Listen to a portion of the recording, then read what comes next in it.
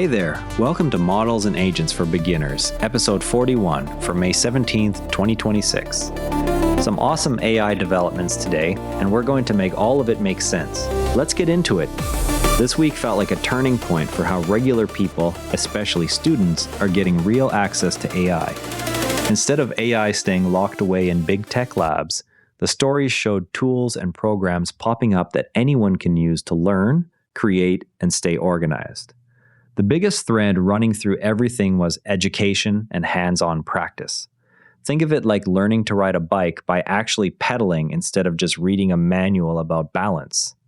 OpenAI launched a free program that lets students start AI clubs at school with ready-made tools, event ideas, and connections to other clubs around the world. Picture a school chess club or robotics team, except this version hands you AI models you can experiment with right away and lets you swap ideas with kids in different countries. That matters because AI is already showing up in science fairs, art projects, and even college applications. Students who get practice now will understand how these systems actually work instead of just guessing or worrying about them.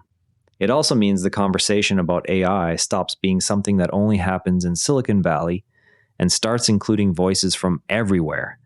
We saw the same learning focus in other places this week, like new modes that turn AI into a patient tutor instead of a quick homework solver.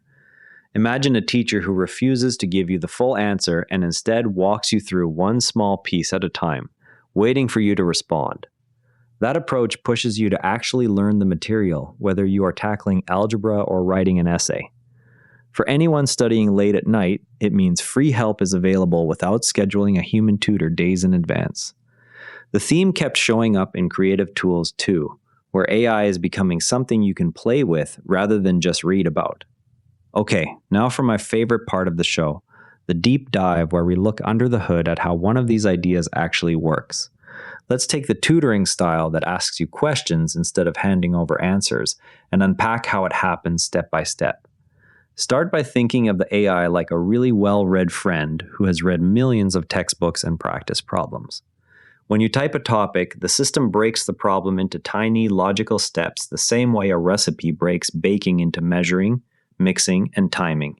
At each step, it waits for your reply, checks what you said against patterns it learned from countless examples, and then offers the next hint or question. It is not pulling a single perfect answer from a hidden book, but stitching together the most likely helpful response based on what came before. And that is basically how this kind of guided AI tutoring works. Not so scary once you see the pieces. Now let's look at some cool stuff you can try yourself this week. One tool turns short text descriptions into video clips that move on their own. Think of it like telling a story to a friend who can instantly film the scene you described, complete with motion and lighting. If you enjoy making TikToks or YouTube shorts, this gives you a new way to create visuals without filming everything yourself. Head to the Runway site, sign up for the free tier, and type a 5-second prompt such as a cat skateboarding through a neon city at night. Experiment with different styles and watch how the motion changes each time you try again. Another handy update is an app that connects your calendar, email, and messages so it can notice what you need to do next. Picture a helpful assistant who reads your schedule without you typing every detail and then surfaces reminders automatically. Students juggling school and hobbies can let it pull tasks straight from real messages instead of copying them over by hand. Visit the Poppy site or App Store listing, connect your accounts, and ask it to show reminders based on what is coming up this week. A third option lets you test which free image tools create the most lifelike pictures for school projects or phone backgrounds.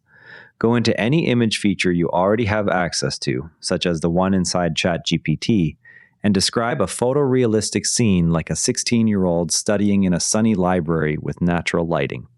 Compare results across tools and notice which one feels closest to a real camera shot. Before we wrap up, here are a few quick bits that caught our attention this week. Dig is back as a simple place that gathers the most useful AI stories, so you do not have to scroll through endless random posts. Head to dig.com, browse the AI section, pick one headline that sounds interesting, and click through to the original article. AI Saturdays is hosting a free virtual session this Saturday at 6 p.m. Eastern that walks beginners through running a language model on their own computer. No coding experience is required, and it is a relaxed way to see what it feels like to have AI tools running locally. Amazon is also folding its Alexa Plus AI straight into shopping searches so you can ask for products using natural conversation instead of typing keywords. That is it for today. Remember, every AI expert started exactly where you are right now. If something we talked about today made you curious, go try it. That's literally how learning works. Stay curious, keep experimenting, and we'll see you tomorrow. And if you'd rather watch than listen, find us on YouTube at Neura Network. Links in the show notes. This episode used AI voice synthesis of my voice. Editorial selection and analysis are my own.